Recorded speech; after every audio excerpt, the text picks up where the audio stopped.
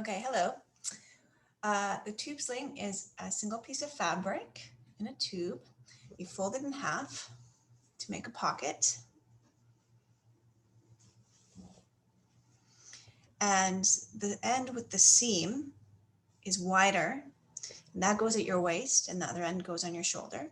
So with the opening facing away from you, you put it over your shoulder and over your head, or under your arm and over your head, like a sash. And you have a pocket here, and that's where you put your baby. And a real baby is going to be a bit heavier. It's going to weigh the sling down a bit, so it'll be a bit lower on your chest. So the baby isn't lying down. They're sitting up, and you can actually hold them in this position. Their legs will fold in a bit more than this doll, and you just drop the bum straight down.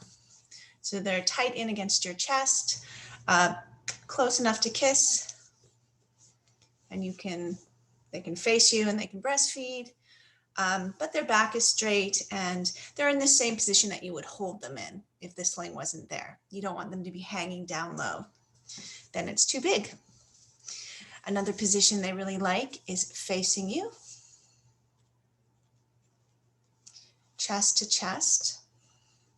So you put them facing you, and they're sitting in this part here, and so that they don't fall out, you can reach in and really pull that.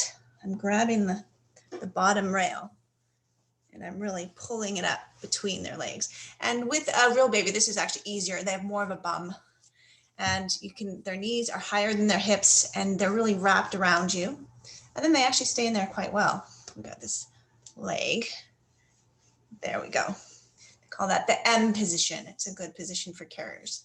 Good for their hip development. Yeah, and there's the baby. They like that quite a bit. Okay, so those are two good ways to use this carrier.